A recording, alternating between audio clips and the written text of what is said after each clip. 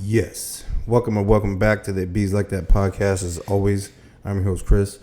I feel like in that moment it felt a little silly to say as always, just because it's been a couple of weeks, maybe 2.5, since I've recorded and uploaded any content. We're here to talk a little bit of shit, talk about some Christmas stuff, talk about some activism stuff or lack thereof, talk about some bodybuilding stuff, talk about some drones. Shit, let's start with the drones. So what do y'all feel, man? What do y'all think, man? How are y'all buying into this drone fiasco? You feeling like there's something to it? Like there perhaps might be some visitation taking place, or is it the U.S. government? What's really going on?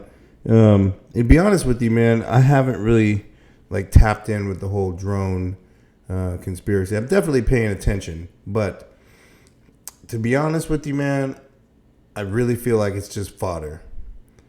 The cynic in me wants to lean toward thoughts like, what is it that they could possibly be hiding behind this drone escapade? Now, I'm not saying it's like a hoax, because there are definitely some things that don't make a lot of sense. Because even like the most sophisticated high tech drones that we use for mapping or exploration and stuff like that, they don't demonstrate the kind of battery life that it seems we're seeing with a lot of the drones that are over New Jersey and a lot of other places on the East Coast. Some of them saying that they're just loitering. Well, they have a mode called loitering for upward of 5+ hours, which is kind of crazy because, now again, I'm no drone expert, but so far as my very limited knowledge and understanding about drones, most of even the super high tech ones don't have that kind of battery capacity or power capacity. But the ones that we see, some of them at least do seem to have that. So that's kind of weird. And also they can't see. I don't even know that I buy this, man, because we have satellites where we can pinpoint where terrorists are anywhere in the world, or we can use drones, our own drones, war capable drones, shit like that. But we can't figure out where these ones are originating from, where they're going back to. That's kind of weird. I did the other night leave, hoping that I would possibly see one.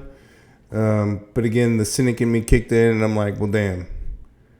Am I going to see anything that's related to the stuff, the phenomena that's occurring on the East Coast? Or am I just going to see some hippie hillbilly with their Best Buy drone out there just, trying to get in the mix and trying to stir up some shit, just for whatever, clout's sake. Who knows? I'm definitely into UFOs, definitely into aliens, and I for sure would be down to meet one. Definitely wouldn't want to get kidnapped by one or abused by one, but I would definitely I would want to encounter one just to see for myself, right? But anything else, if the whistleblower stuff or the drones, people who have these experiences, and you see more and more and more, and it would seem really credible people from the Pentagon and high levels in the military, and really distinguished and accomplished people coming forward and reporting having different experiences with these things. And although I feel certain parts of government are definitely demonstrating that they're more open to having open conversations about the topic, it still kind of seems that overall the attempt is to, if not dismiss these people, but discredit or assign reason or cause to what they experienced to something else that can be explained of a terrestrial origin, which I don't know, man. I feel like is pretty lazy, and a bit of an insult to people, because you can't. I mean, I don't know. At least myself, I see it enough of a pattern demonstrated, and I begin to ask other questions, but who knows? Let me know what y'all think about these drones. I'm really not too impressed with the drones. I'd rather see like a spaceship. Well, maybe it is a spaceship. Maybe it is, but it's a sucky one. I want to see like a movie style spaceship with a beam of light coming out that joint. I think that would be even cooler. Anyway, bodybuilding. Man, I've done other things, right? So like I've done MMA training. I did that for a few years. Muay Thai, I think, was like my favorite discipline, even though I excelled more at grappling. Fell in love with that stuff, Don't do it anymore, but I still love it. Bodybuilding is one of those things that, like, I started in fitness super early. Like, my first experience with working out was about 9 or 10 years old. I love it. I told you that story about the exercise mat that I got free from a neighbor's garage sale that had just like some really like standard exercises, bodyweight stuff like squats, lunges, push-ups, and sit-ups on it. And I've been hooked ever since. Now, that's not to say that I haven't fallen off at points in time during my life. Definitely have.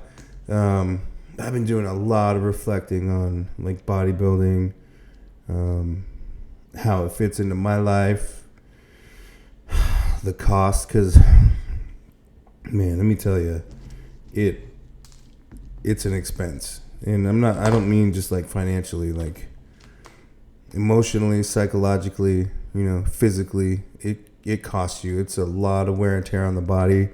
And depending on your approach, you got to be pretty mindful of like the health risks, because there certainly are health risks. For instance, like I'm 250 right now. I'm not a lean 250. I'm definitely a jack 250, 245, 250, 250 fed. We'll just keep it like that. And if I got to prove it, I'll break out the scale. A lot of people don't believe bodybuilders when they assert what they weigh, but I don't think 250 is crazy. But even that, like my clinical weight based on averages for men, my height and age would be like 175, which is crazy. Even a fit 175, like a densely muscled 175 is pretty small. But for all intents and purposes, I'm overweight. Clinically overweight, for my height and age on average for males. But whatever. But some of the risks that come with that are, you run a chance of, especially if you're black like me, elevated blood pressure, hypertension is the number one killer of black men anyway in America is hypertension, high blood pressure. It's a joke. Salt kills more African Americans than police do. Maybe tasteless, but it points to something serious. My dad had high blood pressure. I deal with bouts of it, but mine I can really attribute to bodybuilding. But being 250, I mean, and I can feel it too, right? Like 250 it's not small, right? It's not small, and just walking or carrying that around. Like I went for a walk today. I've been my walks or cardio, if you can call it that, has been limited to treadmill, like 30 minutes, just super easy. When in the off season, we just try to keep that kind of in the mix, an average of 10,000 steps per day, but nothing that's going to impede like weight gain, right? We want to limit as much fat gain as possible, but it's inevitable. But I think like now we're at a point where I don't think I know. We're going to start dialing it back. I'm kind of stopping that weight gain anyway, because you reach a certain point where your body fat goes above a certain percentage, and even though you're working hard and you're getting your meals in and you're still accreting or building muscle, you're gaining fat at a higher rate comparatively. So diminishing returns is the general point there. But when we're talking about health and like just general day-to-day movement, like I definitely feel heavier. if you have natural athleticism, you still have that, but I definitely feel it's limited. I don't know how these dudes pose, like at stage ready weight of 250 plus. How they hit poses is got to be crazy, because, like, I mean, it's a practice. Posing in itself is an art form, and it's hard work. If y'all never had any experience like posing, and you want to know what it's like, or if you ever hear a bodybuilder say that, like, posing was my cardio today, you can take that to the bank. Like, take that literally, because the posing coach that I used last year, in which I will use again this year pretty soon, start doing some like real posing. Like, I hit, my practice stuff, but nothing like an expert's going to run you through your paces. But it's so much harder when you're bigger, and at least I notice a difference. I don't know how these guys do it at like 260, 270. It's crazy. The sleep's not as good, I noticed that too. Like, pushing too much food, weight's really high, sleep it's impacted a little bit. Gym performance, that's the other big sign. Like, that it's time to switch gears a little bit during your off season. Once your gym performance starts to slip, and some people feel like this is like kind of counterintuitive, and they just kind of like grind themselves into a hole, and don't really pay attention. They think that maybe pushing protocols harder with food and training and farm is going to like dig them out of that rep, but actually what's going to happen is you're going to drive overall systemic fatigue so high, and your risk for injury is going to be increased dramatically. Your mental health is going to be shot and gone out the window. Gym performance is going to be shit. That's typically why we do things in like mesocycles. That's a new term. They didn't say mesocycles when I was coming up, but whatever. It just means that, in simplest terms, you go hard for a while and you let off the gas for a while. And even in the off season, when food is high and like you have everything to build and repair, you still have to like deload. That's another in vogue term. But the principle and the premise is sound, right? Like, the logic is sound. You can't rev in the red for too long. You gotta back it down, let the RPMs kind of stabilize, let the body stabilize, pull back on food, pull back on everything, and just kind of cruise for a while and maintain. And that's where I'm at right now. Well, kind of where I'm at right now. So 250, like I say, this is the heaviest I was in the off season last year was 236. So 245, 250. That's a pretty significant jump. So that certainly will. There's no doubt in my mind that it's going to translate to an improved look on stage this year. There have been some moments, man. It's been touch and go for sure. Just some unexpected things happening. But aside from all of that stuff, like,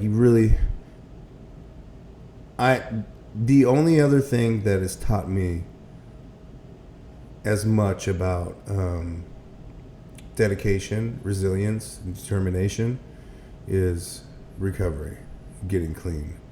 And I think, yeah, in a lot of ways it's really similar, man, because you think you have a plan, and life has different plans. Your body might have a different plan. You might get hurt. You might, you never know. And it, like, the places that you are taken mentally, and then the places that you're required to go mentally and spiritually to recover from where you've been taken, through adversity, or or like just being tested, are pretty incredible. And I think that's one of the reasons why I'm intrigued and I love bodybuilding so much, is because from the outside, I think this has changed a little bit, because more people are into fitness now, so they can kind of like extrapolate their experience. But not really get the full picture, but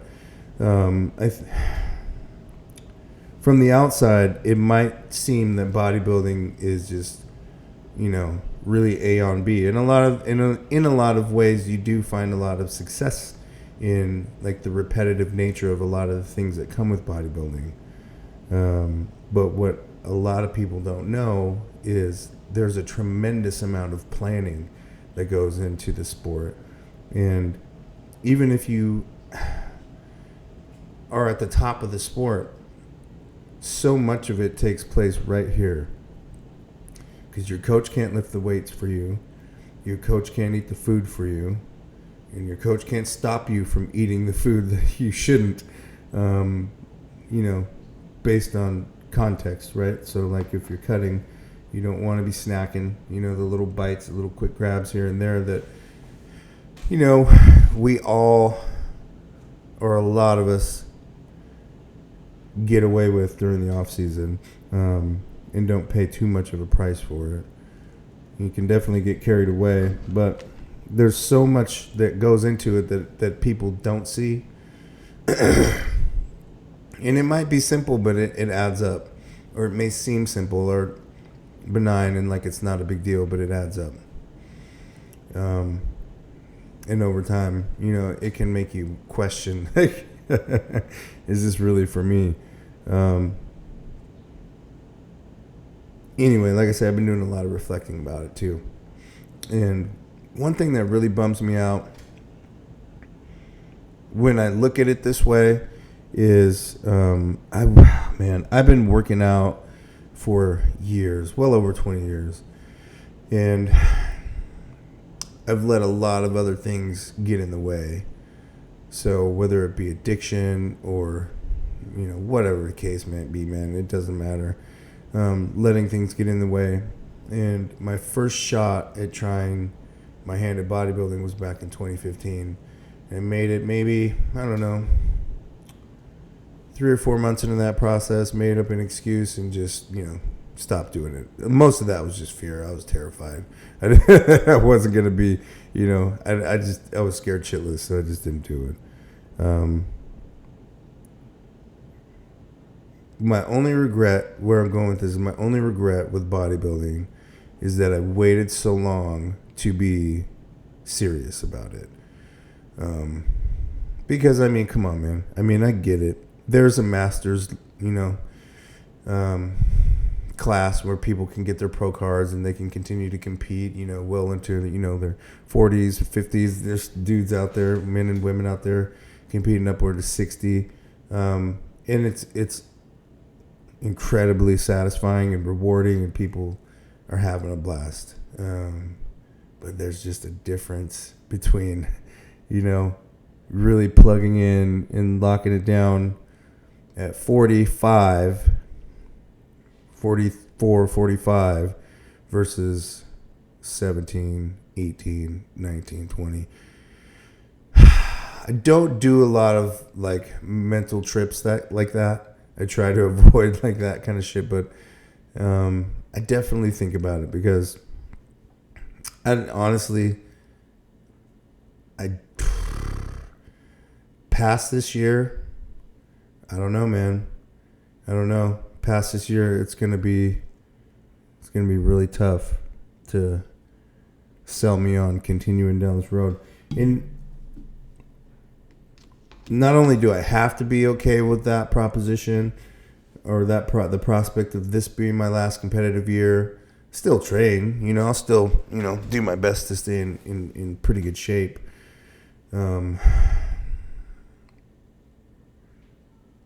I have to learn to be okay with that. But it's crazy, man. I was thinking about it the other day. Like, man, taking it seriously for, 3 or 4 years and then realizing like, yeah, man, that was fun. Did a lot, had some fun, in what I would call looking at my life, through a broad lens. Some pretty incredible success, right? Because 6 years ago, bodybuilding wasn't even on my mind. Going to the gym wasn't even on my mind. And then fast forward 6 years later, I haven't placed under 5th place since my first show, which is pretty dope to me, in my 40s. And I'm not only competing in masters classes or divisions. I'm competing with, the youngsters out there, So, I mean, that I don't want to call it a consolation, but that does offer me a bit of satisfaction in knowing that, because it just sucks. The regret comes because I don't want this to me to feel like a bucket list thing, because I love it so much and I love fitness so much. And man, you never know what can happen, but when you just have that kind of intuition, you get a certain age, you can kind of tell where things are headed, and that's all right, man. And if things go the way that I plan them to go this year, then next year this year and next year I can legitimately say I saw, and I kicked some fucking ass, because I've definitely done that. I've been able to do that, and it feels tremendous. I've had a really good time. My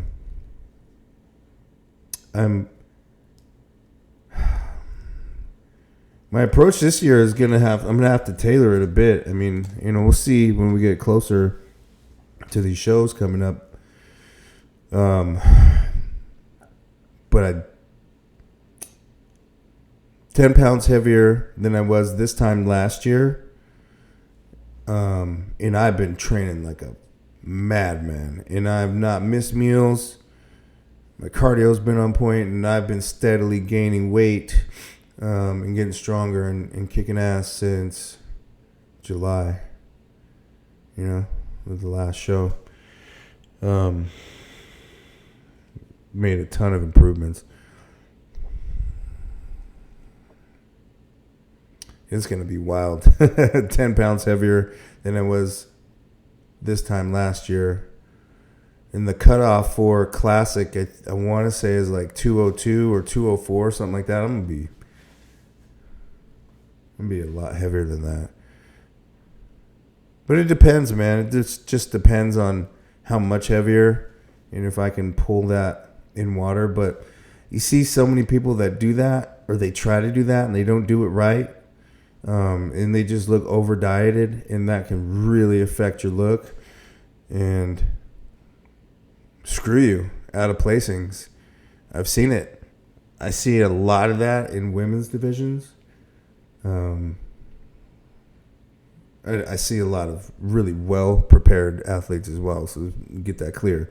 I'm not just saying that women's divisions suck like that. I see a lot. I see more female athletes that are very well prepared, very well coached, and that look freaking awesome. Same with the men's divisions. But when you see an athlete that is over dieted, and you just feel for them, because A, you know that they're going through hell. B, it sucks because you know how much better they could look. And who knows what happened, right? Like how they got to that space, whether it was poor coaching, whether they didn't follow good coaching. That happens. I'd say more than bad coaching happens, because the shit ain't rocket science, man. Definitely pays to have those extra set of eyes, because prep brain is fucking wild, dude. It's wild. It had me thinking just some, oh man, crazy thoughts. But whatever the reason is, like I say, it definitely hurts your look. So people. So this is just some advice. If you're in bodybuilding and you're in prep, or you've had preps where you had a coach that you felt you were over dieted, communicate that with them. I ask my coach questions all the time, and clarification is really important. Never ever just blindly go through a prep and just follow instructions. You just like a poorly made gun that still shoots, and that's all you gotta do is shoot and fire. You gotta ask questions, because I mean, in the long run, this is you getting up there, and this is your body. So this shouldn't suck. Like, there are elements of it that definitely do and definitely will, that won't be your favorite. But you should not look like you're on death's door while you're standing up there. My first show, I was soaked up, super over dieted. My second show, 20 pounds heavier on stage, and that was a year apart. 1 year apart. So do the math. Part of that year was gaining weight, and part of that year was another prep. So it wasn't a full year of off season, but it came in maybe not as lean, but sometimes that doesn't translate very well on stage. Especially, you could just look real stringy and drawn out and not have any fullness, but you're just super lean. You just look sick. It's not good. It's not a good look. But if you have, like I do, and I'm really fortunate to have someone who's an active pro bodybuilder and who's been an active pro bodybuilder for a long time, they really understand the sport, and they understand and listen to what your goals are. You'll do all right, I mean, you definitely have to have at least some aptitude for it, physically and like mentally. I'm not saying people shouldn't do what they want to do, but there's definitely, at least in my mind, a standard, like a minimum standard. But anyway, 250, probably, my guess is we'll land around anywhere. It would be sick to land at like 210. I think that might be a little ambitious. I think we're probably closer to 206, 207, maybe 208. I think 208 would probably be the top. Anything heavier than that, and I would obviously visibly need to lose more body fat to be competitive. At least as competitive as I plan to be. There's only one placing. I mean, there should only ever be one placing that people shoot for, but it's pretty clear in my mind. So, weighed in last year, I want to say 197.4. 197.4. The cutoff was 198.2, some shit like that. Maybe 0.4. Anyway, it was like somewhere around there. I'm definitely not making that.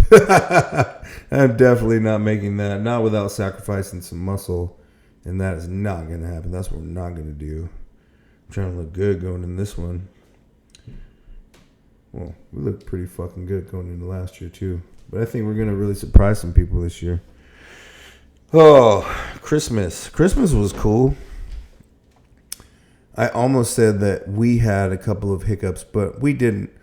The way that we planned and spent our time and energy on Christmas was solid. But there's no accounting for tact and class when we're talking about other people and how they choose to spend and spend their energy and manage their time regarding the holidays. But hey, man, I know what motherfuckers is getting next year. If motherfuckers get anything next year, we'll just put it like that. Recovery. So this is dope.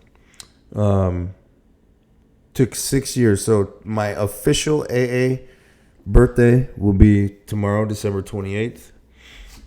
19, 19, 20, 22, 23, 24. Yeah. 6 years ago, December 28th. I almost said the day before that I took my last drink, but that's not true. That's the day that I picked as my... actually, that might be true. That might actually be true. Within 1 or 2 days, because within 1 or 2 days of the 28th is when we both went to detox, my wife and I. And never look back, man. Never look back. What I mean by saying never look back is never relapsed. And I ain't talking about not a drop, not a never, nada. Which is, man, that's powerful to me. And listen, man, I don't care what people think. You don't have to believe in God. I do. I think a lot of people get it messed up. And this isn't an original thought to me, so y'all can relate to this, who have a relationship with a higher power but may not particularly view yourself as religious. So many people get captured by the language or the practice included or that comes with religious doctrine, like the Bible or the Book of Mormon or the Holy Quran or, the Torah or whatever. Your major, what I observe anyway, with the people that I have conversations with about atheism or, whatever, isn't so much about God. They have a problem with the doctrine that's been set forth by man. And what I mean by that is literally handed down by men, humans to humans, over time, espoused or posited to be the Word of God. Now listen, I'm not going to get into any disputes with people about the veracity of that, which book is like the true doctrine, none of that, because I don't have the energy, time, or desire to. My point is, if you get stuck on the doctrine, that's not a relationship with God. That's a relationship with doctrine. That's a relationship with literature. And you can argue that's the Word of God. Okay, cool. I'm not about to have that debate with you. What I will say is I know that God's real and works in my life. Or I know that God is real because I've experienced God working in my life. There's no reason. Left to my own devices, I tried to end this show multiple times. And for whatever reason, I'm still here. That's not because of me. I'm usually pretty adept at, the things that I try to do. I'm not like a prodigy, I'm not like a rock star at every single thing that I do, but I can usually get the hang of shit, and after 6 suicide attempts, and I'm not talking about like little Rudy Poot attempts. I'm talking about like I really, really tried. I'm still here. There's no way that any version of reality we're going to have a conversation where anyone is going to convince me that it has nothing to do with God or grace, saving grace. Never going to happen. I know it's real.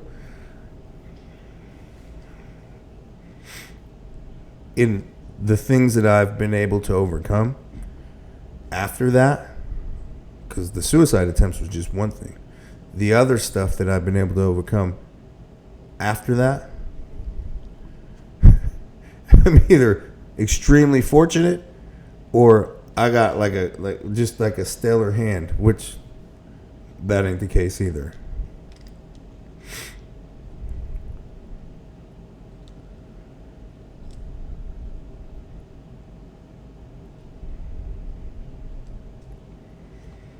I would say, with regard to a higher power, I think it's really unfortunate for an individual to limit their experience based on a grievance that they have with a certain part of or a certain doctrine as a whole, right? You might have a problem with, what it says in the Bible about homosexuality. I get it. You might have a problem with Christianity's view on sin. Most religions' view on sin, whereas the wages for sin are death. Meaning what? Meaning that sin is a sin, period. Like, if you kill somebody, that's a sin. If you lie, that's a sin. Punishable by death. And then I'm not talking about like a physical death. We all understand spiritual death, right? So I hear people who have that argument about at least that element of Christianity. And I always, not even being a Christian, I understand that, listen, man, you're right. The wages for sin are death. And sin is sin. The cool part about the context that you're examining sin in, like the Christian context, is someone's already paid the price for that for you. Yeah, that's pretty badass. Like, if we're going to just talk about this through a Christian lens, someone has already paid the price for that for you. Well, shit. What's the catch? Submission. Live a godly life. Live a good life. Worship. Repentance. So, be good. Don't do fucked up shit. And say you're sorry. Damn. But that's too much for people. It's too much. It's too much. No, people want all of the reward in life and none of the accountability. I can speak about this from a pretty qualified position because I've done some really shitty things in my life. And I understand how difficult it is to humble oneself, at least to a point where you can be accountable to another human being, let alone God or a group of other people. But I'll tell you what, and this is a really simple question, but it makes a ton of sense to me. Even if all religion is bullshit, if that's the case, let's say that an atheist is right. Someone who doesn't believe in God. Let's say that they're right. Say it's all bullshit. Essentially what religion mandates or asks us to do is to elevate or raise, the personal standard by which we live our daily life and how we treat other people. Be good, be kind, love people, love your family, take care of your body, respect your community. You know what I'm saying? Don't hurt people, don't lie, don't manipulate, don't kill, don't steal. That sounds pretty reasonable to me. Well, I mean, what about that sounds crummy? I don't know. But we can get caught up in, people do get captured in the fundamentalist interpretation of doctrine, which again, I think is a mistake. Because I can tell you straight up, like, I have question about doctrine. I have a ton of question about doctrine. And that really used to create a barrier for me. And I don't think that it's lazy, and I don't think that it's excuse making to say, well, I'm just going to have a relationship with my higher power. The stuff regarding the doctrine, I'm going to either need to be forgiven for not understanding or for the continuing to have these questions or these doubts. I may doubt the doctrine, but I don't doubt the power of my God. Does that make sense?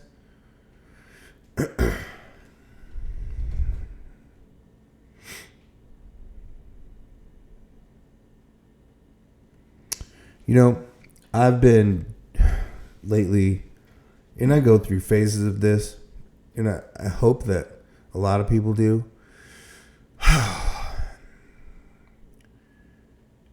But I get this recurring injury. Just dealing with people, right? And it comes to, with using my work as an example, you would think that working with people who are extremely troubled and who are putting out fires every single day and seemingly living in endless, perpetual crisis, you would think that that would be what burns people up. I don't think that that's the case. Not with me anyway, at least not right now, and not for the foreseeable future. Why? Because I understand that struggle. I understand what goes on behind the eyes of people who live with those struggles. Where I become exhausted is my interactions with people who do the least amount possible, but complain the most, complain the loudest, and are the most cantankerous and have the most cynical view of the world and of life, but ain't never been anywhere and haven't ever done anything and haven't ever overcome anything. But yet, to you, the world is shit and everybody is wrong and no one's doing enough. That is insane to me. That is insane to me. You can't even define your own general utility. What is it that you contribute? And we'll wait. Passive activism, that's not, that ain't gonna cut it. And that's just a term I'm going to use to define what I call bullshit. Right? Not eating at McDonald's, that's not making a difference. That's something that you do for yourself. Because no one knows. McDonald's ain't gonna know. They don't care. You're gonna take out a 3-page ad. I'm not eating at McDonald's. Come on, bro. And check this out. I hear a lot of crazy shit. I hear a lot of crazy shit. The things that I hear that I've heard lately that are the most disappointing, I think, and especially because they come from people that I have more faith and more belief in. But you see it everywhere. You see it everywhere. You see it on the news. You see it with like the extreme left. You see it with the extreme right too. But I'd say primarily we see it with the extreme left more. Shouting for death and killing of people and wishing that people would die. Particularly Donald Trump. Like people literally wanting people to die. For essentially. And we can bring in all the myriad of fucking shit. Like the criminal cases and the sexual assault and like lying and all that shit, right? But while we're talking about people in politics, you can close your eyes and throw a rock and hit 3 or 4 motherfuckers that meet that criteria. It's not just Trump. It's the people that y'all vote for too. You know what I'm saying? But all of those, I call that's all the trimmings, right? All of that stuff aside, saying that, oh shit, sometimes people just gotta die in furtherance of what? Ideological weird shit or personal agendas, I don't know. To say that openly, seriously, with a straight face, and then say that you're against fascism when you literally just defined yourself as a fucking fascist, because that's what fascists do. They kill people that don't align with their belief system. That's what they do. And they say shit like, well, you just got to get rid of them. It's crazy. It's crazy. You hear people say things like that about other people, but then have a position about war, particularly between Palestine and Israel. And I'm talking about staunch, convicted, clear, defined positions on war and genocide, as somebody defined it. What changed? What changed? Nothing. Nothing. Nothing changed. That is fascism. Period. You kill the people that you don't like and that don't agree with you, or that you can't beat. You can't lie away. You can't manipulate. You can't leverage away. You kill them. It's literally what fascists do. Anyway, it's that kind of shit that exhausts me the most. That kind of stuff. Because you just wonder. Like, some people I see say things like that, and you understand pretty readily why, right? Like, you can see from like early on, if you understand their history or know anything about them, you can see like the things that kind of like pointed them in that direction.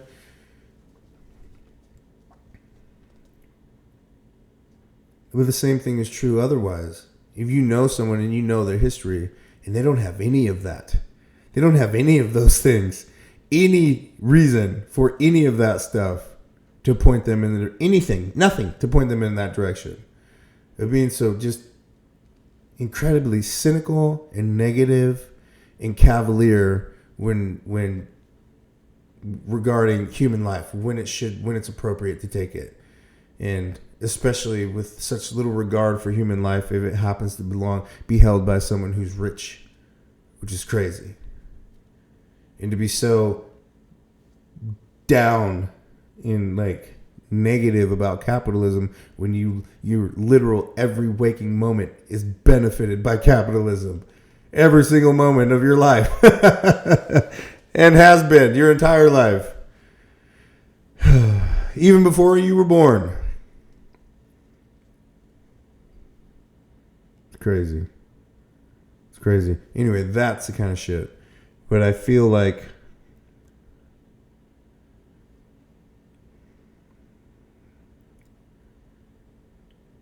even if people are on a path trying to find themselves, you have a responsibility. At least this is just the way that I look at it. If you're going to have an opinion on something, you should understand it from all sides and not just the one that you ideologically align with. I think otherwise, again, that's a pretty cognitively lazy approach, and you really don't have any business talking about it if you're not informed on all positions or as many positions as possible. Because otherwise, it's just an opinion. It's not rooted in anything. It's just conjecture. You can't watch or listen to podcasts and, not have any lived experience. And you really what is your general, how are you contributing to your community? Like I say, passive activism is not cutting it. That's not. You don't get to bag on rich people and other people who, no matter their approach or how they got rich or what they do with their money, even if they're not rich, if they're community driven and oriented and they're actually contributing and you're not, you should probably just shut the fuck up and not talk about it, period. Because there's people like me who I contribute. I don't talk about 95% of the shit that I do. But I'm involved in research projects, abolition work, race and equality work. I got my hat in a lot of different rings. I don't talk about it because my interest lies in the work.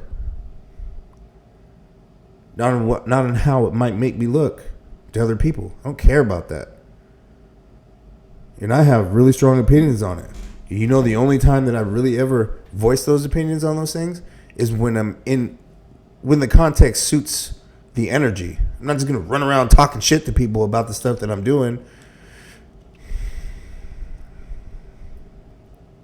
And especially to people who are never going to be involved. What am I do? What am I trying to do? Change their minds? No, I'm not trying to change anybody's mind. I'm trying to change people's experiences, which I think is a damn sight more than I think a lot of people out there who run their mouth about the world and all the shit that goes on in it are doing. And I'm going to just put that out there. So take that to your mama. For real. Anyway, this is probably one of the longer podcasts I've done for a while, so I'm going to shut it down. But if you didn't do it on the way in, think about doing it on the way out. Hit that like, subscribe, post notification bell, and hell, share this with your friends. Talk about it with people. So you can stay up to date on all the cool, fun, wacky, and zany shit we talk about here and do or don't do on the Bees Like That podcast. Peace, y'all.